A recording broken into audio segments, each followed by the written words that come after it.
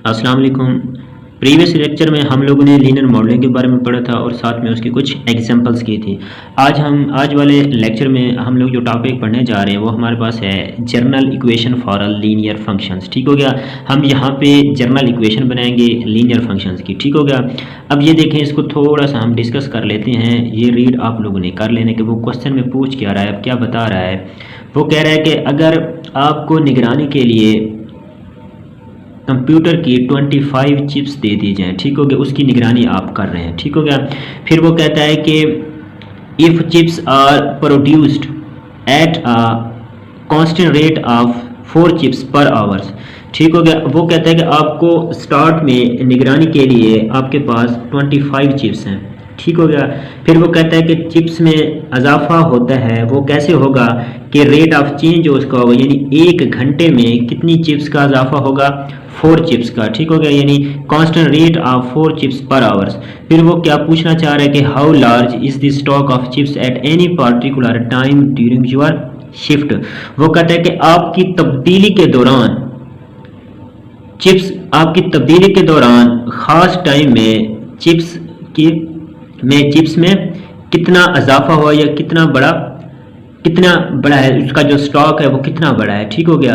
तो ये देखें, उसका आप आंसर देखें। आंसर में वो ये कह रहा है कि जो नंबर ऑफ आपकी चिप्स होंगी वो किस पे डिपेंड कर रही हैं, आपके टाइम पे डिपेंड कर रही हैं। ठीक हो गया। टाइम ऑफ द डे, वो identify time which will denote by T. हम टाइम को किससे डिनोट करेंगे, टी से डिनोट करेंगे। और ये क्या होगा, हमारे पास इंडिपेंडेंट वेरिएबल होगा। और जो नंबर ऑफ चिप्स होंगी वो which is denote by N, और ये क्या होगी, हमारे पास डिपेंडेंट वेरिएबल होगी। At the start of your shift, वो कहता है कि आपकी जो निगरानी या आपकी जो शिफ्ट है स्टार्ट में, तो टाइम हमारे पास क्या होगा, 0 होगा।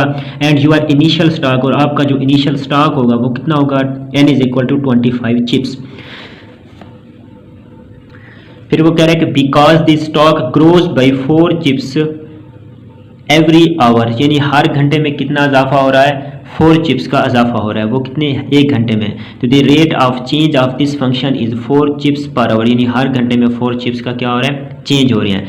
तो वही कंस्ट्रक्ट अ ग्राफ, तो हम क्या करेंगे कि ग्राफ कंस्ट्रक्ट करते हैं। उसका इनिशियल पॉइंट हमारे पास क्या है, 0, उसका हमारे पास टाइम है, और उस 25 उसकी चिप्स हैं। ठीक हो गया। तो straightening line with the slope of 4 chips per our, तो हमारे पास उसकी स्लोप क्या आएगी, 4 आएगी, और वो क्या बनेगी, एक हमारे पास स्ट्रेट लाइन बनेगी। ये देखें, अब हम ग्राफ को देख लेते हैं और नीचे फिर इसको डिस्कस भी कर लेंगे। इसकी जनरल इक्वेशन भी, लीनियर फंक्शंस की लीनियर इक्वेशंस भी इसकी बना लेंगे, जनरल इक्वेशन अपनी लीनियर फंक्शंस की। ठीक हो गया। अब ये देखें, हमारे पास ये ग्राफ बना हुआ है। ये देखें, यहाँ से मैं आप लोगों को क्लियर समझा देता हूँ। ये देखें, टाइम उसने 1 आवर से 9 आवर लिया हुआ है। ये देखें, टाइम है हॉरिजॉन्टल, ये हमारे पास क्या है, इंडिपेंडेंट वेरिएबल है। और वर्टिकल हमारे पास स्टॉक ऑफ चिप्स या नंबर ऑफ चिप्स, वो क्या है हमारे पास, यानी 0 से उसने 70 लिए हुए चिप्स, तो वो हमारे पास क्या है, ये डिपेंडेंट वेरिएबल है। अब 20 और 23 के दरमियान, 20 और 30 के दरमियान हमारे पास 25 आ रहा है, यानी 0 टाइम पे हमारे पास चिप्स के नंबर्स क्या है, सॉरी इनिशियल चिप्स क्या है हमारे पास 25। अब ये देखें, ऐसे हमारे पास ये ग्राफ बनेगा। ठीक हो गया। अब ये देखें, हर घंटे बाद कितना चिप्स चेंज हो रही है, रेट ऑफ चेंज 4 चिप्स आ रही है, रेट ऑफ चेंज कांस्टेंट आ रहा है हमारे पास। तो ठीक हो गया। देखें, हमने एक स्ट्रेट ग्राफ, अब चिप स्लोप हमारे पास क्या आ रही है, 4 चिप्स पर आवर, यानी 1 घंटे में हमारे पास 4 चिप्स चेंज हो रही है। ठीक हो गया। अब ये देखें, उसने फिग में क्या कहा हुआ है कि linear function with initial value of 25 chips and slope of 4 chips per our. अब इसकी इनिशियल वैल्यू हमारे पास क्या होगी, 25 चिप्स एंड स्लोप ऑफ, यानी स्लोप क्या होगी, 4 चिप्स पर आवर। ठीक हो गया। अब ये देखें, हम इसकी इक्वेशन बना रहे हैं। The goal is to write an equation for the function. अब हमारा मकसद क्या है कि इस जो हमारे पास इक्वेशन है फॉर द फंक्शन, इसको हमने राइट करना है। तो first let describe the stock of chips any particular time with the world equation. अब ये देखें, नंबर ऑफ दी हमारे पास क्या आ रही हैं, नंबर ऑफ चिप्स वो हमारे पास क्या आ रही है, इनिशियल नंबर ऑफ चिप्स आएगा, प्लस हमारे पास क्या आएगा, change in number of the chips. तो क्या आएगा हमारे पास, चेंज इन। अब ये चीज़ लिखने के बाद, इक्वेशन लिखने के बाद हम क्या करते हैं कि for the number of chips, अब हमने क्या निकालना है कि नंबर ऑफ चिप्स में चेंज में वो निकालना है। तो change in number of chips हमारे पास क्या आएगा, 4 चिप्स यानी 4 चिप्स पर आवर प्लस जो टाइम उसने वो किया है। तो इसका मतलब ये हमारे पास change in number of chips, हमारे पास नंबर ऑफ चिप्स क्या थी, डिपेंडेंट वेरिएबल था, पीछे मैंने बताया जब हमने इसको डिफाइन किया है। फिर 4 चिप्स पर आवर यानी रेट ऑफ चेंज आ रहा है, हमारे पास स्लोप आ रही है, स्लोप क्या होता है, रेट ऑफ चेंज होता है। फिर साथ में जो हमारे पास चेंज इन इंडिपेंडेंट वेरिएबल वो हमारे पास क्या आ रहा है, टाइम आ रहा है। ठीक हो गया। अब ये देखें रेट ऑफ चेंज हमारे पास क्या होता है, चेंज इन डिपेंडेंट वेरिएबल होता है और चेंज इन इंडिपेंडेंट वेरिएबल है। जब यहाँ से हम चेंज इन डिपेंडेंट वेरिएबल निकालेंगे तो हमारे पास क्या आ जाता है, रेट ऑफ चेंज आता है cross change in independent variable, वही चीज़ हमने पीछे लिखी है। ठीक हो गया। अब using this result and 25 for the initial number of chips, तो equation for the number of chips, अब यहाँ पे क्या है, नंबर ऑफ चिप्स की जगह यानी इनिशियल की जगह हम 25 चिप्स लगाएंगे और क्रॉस प्लस हम क्या करेंगे, वही हमारे पास 4 चिप्स पर आवर क्रॉस हमारे पास टाइम आ जाएगा। ठीक हो गया। तो अब ये देखें n, अब हमने क्या कहा था, नंबर ऑफ चिप्स को हमने किससे डिनोट किया था, n से। अब ये देखें 25 प्लस 4, ये टाइम की जगह हम t लिख लेंगे। फिर वो कहता है कि फॉर एग्जांपल अगर हम टाइम 3.5 आवर्स ले लें, ये देखिए ये बात थोड़ी सी समझने वाली है। ठीक हो गया।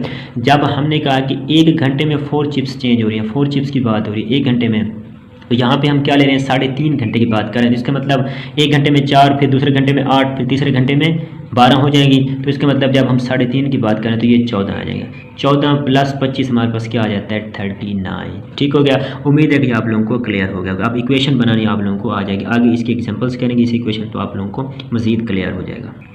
ये देखें इसी को आगे उसने क्या किया हुआ है, to generalize from this example to any linear function note that the number of chips n होगी, वो क्या है हमारे पास डिपेंडेंट वेरिएबल है। फिर टाइम t इंडिपेंडेंट वेरिएबल है। इनिशियल हमारे पास स्टॉक क्या था, 25 चिप्स था और dependent variable when t is equal to 0, जब हमारे पास t 0 तो इनिशियल स्टॉक उसका 25 आ रहा था। फिर उसने कहा है 4 chips per hour rate of change of n with respect to t, ठीक हो गया, उसके साथ चेंज हो रहा था। आगे अब इसका हमारे पास जनरल फार्मूला क्या बन गया, general formula for linear function वो आ रहा है, dependent variable is equal to initial value plus rate of change cross independent variable. ठीक हो गया। अब आगे हमारे पास जो टॉपिक है वो है इक्वेशन ऑफ द लाइन। अब यहाँ पे उसने कहा कि इन algebra x is commonly used for independent variable and y is the dependent variable. For a straight line the slope is usually denoted by m and initial value, या y intercept is denoted by b। ठीक हो गया। with this simple the equation for linear function becomes y is equal to mx plus b। तो ये हमारे पास क्या आ रही है, इक्वेशन ऑफ दी, अब ये हमारे पास क्या आ रही है, equation of the straight line आ रही है। ठीक हो गया। आगे मजीद मैंने पेज पे इसको सिंप्लीफाई किया हुआ है, यहाँ से आप लोगों को अच्छी तरह क्लियर हो जाएगा। ये देखें हमने लिखा हुआ इक्वेशन ऑफ दी लाइन। अब पहले मैंने ये स्लोप लिखी हुई है, m is equal to y2 minus y1 और x2 माइनस x1। ये होती है change in y with respect to change in x। ठीक है, इसको ऐसे भी लिख सकते हैं, फिर हम इसको ऐसे भी लिखते हैं, जनरल फॉर्म होती है हमारे पास y minus y1 is equal to m into x minus x1। और इसी इक्वेशन से हम क्या निकालेंगे, इक्वेशन ऑफ दी लाइन निकालेंगे। ठीक हो गया। अब ये देखें हम यहाँ से कोई ऐसे पॉइंट से हम एक स्ट्रेट लाइन ड्रा कर लेते हैं। ठीक हो गया। हम यहाँ से कोई जनरल पॉइंट ले लेते हैं, x को हमने 0 ले लिया है और y को हमने b ले लिया। ठीक है, ये देखें x1 y1। ठीक हो गया। अब यही हम जनरल जो हमने लिखा हुआ है 0 b यहाँ पे पुट कर देते हैं। ये देखें y माइनस b, हमने y1 की जगह b ले लिया है और m इंटू अब हमने x, ये x और y ऐसे ही रहेंगे हमारे पास, ये फिक्स पॉइंट है। ठीक हो गया। तो अब x1 की जगह हमने 0 ले लिया। ठीक होगा। अब ये देखा y minus b is equal to m x आ गया, तो y is equal to m x plus b. अब ये देखिए हमारे पास इक्वेशन आ गई, लीनियर इक्वेशन जो है स्ट्रेट लाइन। अब ये देखें मैंने साथ में ये भी लिखा है कि y is equal to a x plus b, तो ऐसे भी लिखते हैं, ऐसे भी इसको लिखते हैं linear equations, equation of the line straight line. लेकिन जब हम स्ट्रेट लाइन की बात करेंगे तब स्लोप हमारे पास आ जाती है, तब हम ये वाली इक्वेशन लिखेंगे y is equal to m x plus b. ठीक होगा। अब ये देखें उसने यहाँ पे ग्राफ बनाया हुआ है, ये देखें बुक पे, मैंने इसको यहाँ पे पेज पे बनाया ताकि आप लोगों को मज़ीद क्लियर हो जाए। अब ये देखें हमने ये एक्स वाई पे पॉइंट्स लिए हुए हैं। ठीक हो गया। उसने एक्स एक्सेस पे 1 से 4 लिया हुआ है, फिर इसी तरह वाई एक्सेस पे 1 से 4 लिया हुआ है, फिर -4। अब ये देखें उसने जो एग्जांपल ली हुई है बुक पे, जो उसने एग्जांपल ली हुई है वो है हमारे पास y is equal to 4x minus 4। अब सबसे पहले हम y इंटरसेप्ट के लिए करेंगे, तो जब हम y इंटरसेप्ट की बात करेंगे तो x हमारे पास 0 हो जाएगा। तो y अब m हमारे पास 4 आ रहा है स्लोप, अब y हमारे पास क्या है 0 माइनस 4। ठीक हो, यानी 0 x की वैल्यू हो जाएगी और -4 y की वैल्यू। फिर अब क्योंकि हमने इसको फॉलो किया है y is equal m x plus b, यानी हमारे पास m हमारे पास -4 आ गया और y हमारे पास क्या आ गया, सॉरी m हमारे पास 4 आ गया और y हमारे पास -4 आ गया। ठीक हो गया। अब हमने किसकी निकालनी है, x की जब निकालेंगे तो हम y को 0 कर देंगे। ठीक हो। अब यहाँ पे हमें लिखा हुआ है कि x इंटरसेप्ट तो y is equal to m x plus b. तो y अब हमारे पास क्वेश्चन क्या है, y is equal to 4x minus 4, तो y 0 हो जाएगा। तो क्योंकि हम x की बात कर रहे हैं तो यहाँ से x की वैल्यू हमारे पास 1 आ जाएगी, तो 1 और 0, ठीक हो गया। अब ये देखें कि x पे हमारे पास 1 है, ये देखिए यहाँ पे हमने उसको पॉइंट ड्रा किया, और फिर y की वैल्यू हमारे पास क्या है, -4। अब ये देखें ऐसे हम एक स्ट्रेट लाइन ड्रा करेंगे, ठीक हो गया। अब ये देखें ये 1 आ रहा है x पे, अब ये देखें 1 x पे, क्योंकि यहाँ पे हम इस बात कर रहे हैं, और ये 4 हमारे पास क्या आ रहा है, उसकी स्लोप आ रही है, ठीक हो गया। उम्मीद है कि ये भी आप लोगों को पॉइंट क्लियर हो गया होगा। अब नेक्स्ट देखें, उसने 2 और ग्राफ बनाए हुए हैं। ये देखें उसने कहा है कि these 3 lines have a different slopes, यानी वो ये कह रहा है कि हमने यहाँ पे ये देखें वाई इंटरसेप्ट पे एक पॉइंट ले लिया, अब एक ही पॉइंट से हमने क्या कर दिया, सारी लाइन ड्रा कर दी है, ठीक हो गया। फिर वो कहते हैं इसकी स्लोप क्या आएगी, तीनों की डिफरेंट आएगी। अगर हम ऐसे इसको ड्रा करते हैं तो हम कहते हैं कि जो m की स्लोप की वैल्यू m वो क्या है, ग्रेटर देन 0 है। फिर अगर हम ऐसे स्ट्रेट लाइन ड्रा कर देते हैं पॉइंट से तो m हम कहते हैं कि m इज इक्वल टू 0। फिर जब हम ऐसे इसको पॉइंट से ड्रा करते हैं लाइन तो हम कहते हैं कि m is less than or equal to 0, यानी इस तरह हमारे पास m लेस देन 0 आ रही है। अपवर्ड जब जाती है तो m ग्रेटर देन 0 आ रही है, जब स्ट्रेट लाइन है इस पॉइंट में तो m इज इक्वल टू 0 आ जाता है। तो हम क्या कहेंगे कि सेम y इंटरसेप्ट, तो सेम पॉइंट y इंटरसेप्ट पे क्या करते हैं, हम इसको ड्रा करते हैं लाइंस को, ठीक हो गया। फिर अब यहाँ पे वो बात कर रहा है, इस पे वो कह रहा है कि these 3 lines all have the same slope. अब यहाँ पे वो कहता है कि जब हम यहाँ पे ड्रा करेंगे यानी बहुत डिफरेंट y इंटरसेप्ट, अब ये देखिए हम एक पॉइंट से ड्रा नहीं कर रहे, डिफरेंट y इंटरसेप्ट से हम क्या करें, लाइन ड्रा कर रहे हैं, ठीक हो गया। अब जब ऐसे हम ड्रा करेंगे y इंटरसेप्ट अपवर्ड पे तो b की ग्रेटर देन 0 आएगा। फिर जब यहाँ से सेंटर से ड्रा करेंगे तो b इज इक्वल टू 0 आ जाता है, जब डाउनवर्ड ड्रा करते हैं तो b लेस देन 0 आ जाता है, ठीक हो गया। यहाँ पे y इंटरसेप्ट हमारे पास डिफरेंट आ रहा है और इस ग्राफ में y इंटरसेप्ट हमारे पास सेम, क्योंकि हमने एक पॉइंट से क्या किया था, लाइन ड्रा की थी, ठीक हो गया। उम्मीद है कि ये चीज़ें आप लोगों को क्लियर हो गई होंगी। अब ये देखें एग्जांपल नंबर 4 है, छोटी सी एग्जांपल है। यहाँ पे उसने क्या किया है कि 0 उसने इनिशियल वैल्यू, यहाँ पे भी हमने डिपेंडेंट वेरिएबल निकालना है जो हमने पीछे किया था क्वेश्चन एग्जांपल की थी। अब ये देखिए ये भी हमारे पास इस तरह का एग्जांपल है, प्लस फिर हमारे पास 1 पर आवर्स है, क्रॉस टाइम है। अब यहाँ पे वो क्या ले रहा है, 0 प्लस, अब वो जो हमारे पास आवर्स आ रहे हैं वो 1 है और टाइम को उसने t लिया हुआ। फिर वो नीचे कहते हैं अगर टाइम हम 3 ले रहे हैं तो r भी हमारे पास 3 आ जाता है, ठीक हो गया। ये छोटी सी एग्जाम्पल है।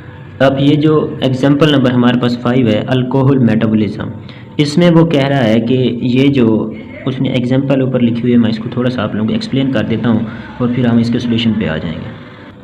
आप लोग एग्जाम्पल्स को समझ लीजिएगा और ये सोल्यूशन आप लोगों के लिए समझना कोई मुश्किल नहीं होगा। वो कह रहा है कि अल्कोहल जिस्म के ज़राए इस तरह मेटाबोलाइज होता है, यानी alcohol is metabolised by the body in such a way that blood alcohol content decrease linearly. Alcohol जिस्म के ज़रिए इस तरह मेटाबोलाइज होता है कि खून में अल्कोहल की मिकदार में लकीरी तौर पर कमी वाक़ होती है।